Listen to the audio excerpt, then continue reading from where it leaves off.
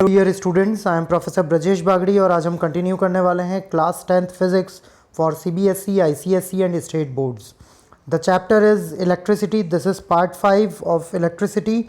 In this video we are going to discuss tungsten in bulb filament, nichrome as heating devices, tin lead alloy in electric fuse, copper and aluminium in transmission lines, and some questions based on resistivity. For online classes you can contact us at 9993341563.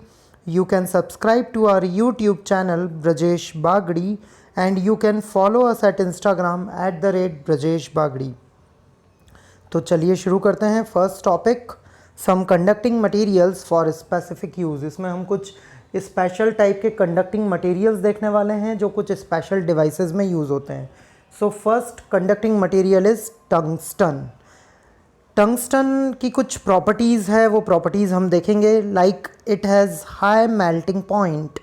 Melting point you are well awared with कि melting point क्या होता है. एक particular temperature जिसके बाद वो substance melt होना शुरू हो जाता है, that is known as melting point. So tungsten has high melting point and becomes incandescent at 2400 kelvin. That means tungsten का एक तो मेल्टिंग पॉइंट हाई होता है और दूसरा वो इनकैंडिसेंट हो जाता है. इनकैंडिसेंट का मतलब होता है इट एमिट्स लाइट. वो लाइट एमिट करने लगता है एक पर्टिकुलर टेम्परेचर पर. मतलब जब इस टंगस्टन को हम हीट करते जाएं और एक पर्टिकुलर टेम्परेचर अचीव हो जाए, कितना टेम्परेचर, 2400 केल्विन, उस वक्त टंगस्टन जो है वो लाइट एमिट करने लगता है और इस फिनोमिना को कहते हैं इनकैंडिसेंसी. A thin wire of tungsten which has high resistance is used as a filament in electric bulbs. अब टंगस्टन का एक थिन वायर, एकदम पतला वायर होता है जिसका रेजिस्टेंस हाई होता है. हमने पढ़ा है R is equals to rho L by A. R is equals to rho L by ए.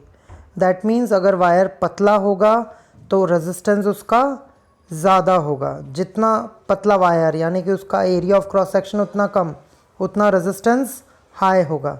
तो यहाँ पर जो टंगस्टन वायर हम यूज़ कर रहे हैं वो बहुत ही पतला वायर हम यूज़ करते हैं, एकदम थिन वायर यूज़ करते हैं और इतना थिन होता है वो वायर कि उसका रेजिस्टेंस बहुत हाई होता है.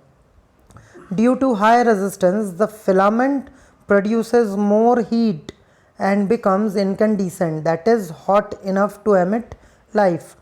अब क्या होता है, जब हाई रेजिस्टेंस हमने यूज़ किया टंगस्टन का, उस हाई रेजिस्टेंस के कारण फिलामेंट जो होता है वो ज़्यादा से ज़्यादा हीट प्रोड्यूस करता है. जितना ज़्यादा अधिक रेजिस्टेंस होगा उतनी ज़्यादा हीट प्रोड्यूस होगी और फाइनली वो इनकैंडिसेंट हो जाता है. इनकैंडिसेंट मतलब लाइट एमिट करने लगता है. ठीक है. So one more thing we are going to analyse about tungsten, that at higher temperature tungsten reacts with air forming oxide.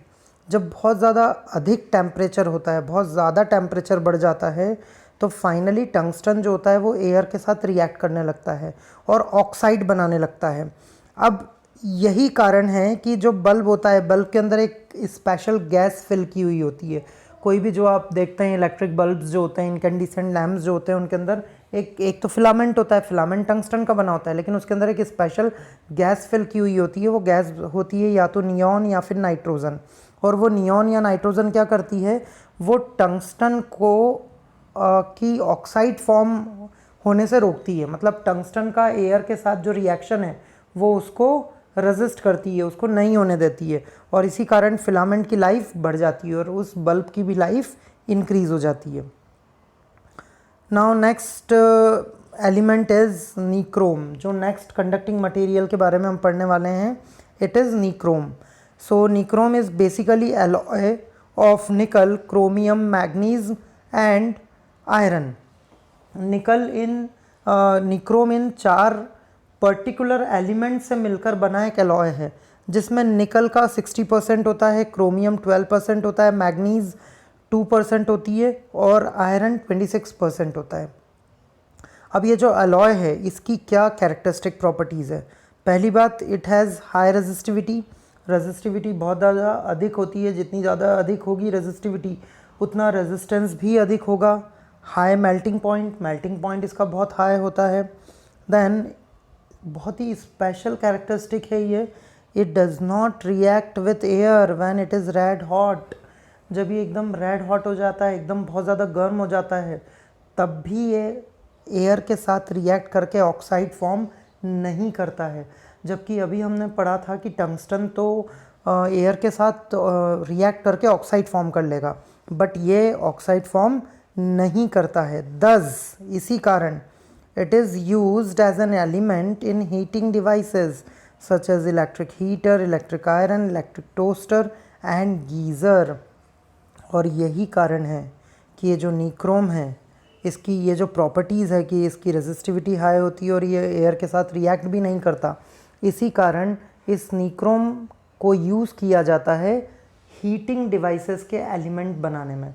आपने देखे होंगे आपके घरों में इलेक्ट्रिक टोस्टर होता है, आयरन होती है, इलेक्ट्रिक आयरन जिससे हम कपड़ों को आयरन करते हैं, इलेक्ट्रिक हीटर होता है, गीज़र होता है, उन सभी के अंदर एक पर्टिकुलर एलिमेंट लगा होता है जो हीटिंग प्रोड्यूस करता है। तो वो जो एलिमेंट है वो बनाया जाता है निक्रोम का। उसका कारण क्या है कि जब भी ये रेड हॉट हो जाएगा तब उस वक्त भी ये एयर के साथ रिएक्ट नहीं करेगा और ऑक्साइड फॉर्म नहीं करेगा। Next is tin lead alloy. अब टिन और लेड का अलॉय होता है, टिन और लेड होता है उसके अंदर। तो ये जो टिन लेड अलॉय है इसकी क्या स्पेशल प्रॉपर्टीज़ है? सबसे पहली बात, इसकी लो रेजिस्टिविटी होती है और लो मेल्टिंग पॉइंट होता है, मतलब बहुत कम टेम्परेचर पर ही ये मेल्ट हो जाता है। So low resistivity and low melting point. अब जब लो रेजिस्टिविटी और लो मेल्टिंग पॉइंट है तो इसको कहाँ यूज़ किया जाता है? As a fuse wire in electric circuit. Electric circuit में एज अ फ्यूज़ वायर इसे यूज़ किया जाता है। फ्यूज़ वायर जो है वो एक सेफ्टी डिवाइस है। जब भी हमारे घरों में करंट एक पर्टिकुलर वैल्यू से ज़्यादा बढ़ जाता है तो फ्यूज़ वायर के अंदर हीट जनरेट होती है और वो हीट उस वायर को मेल्ट कर देती है।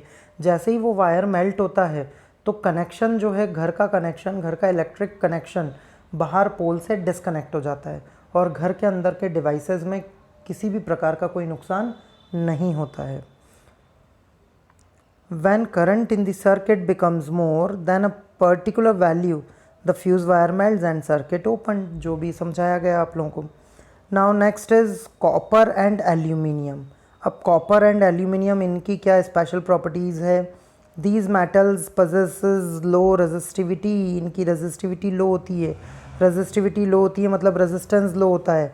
And that's why these are generally used in electrical circuits and transmission line।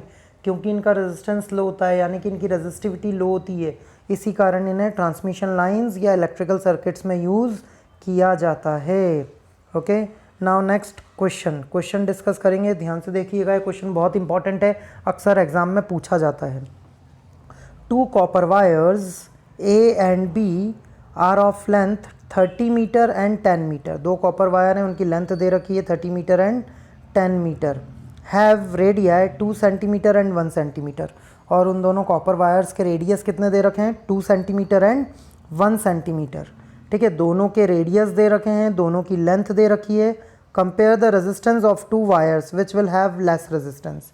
आपको क्या करना है? दोनों वायर्स के रेजिस्टेंस को कंपेयर करना है और बताना है किसका रेजिस्टेंस कम होगा।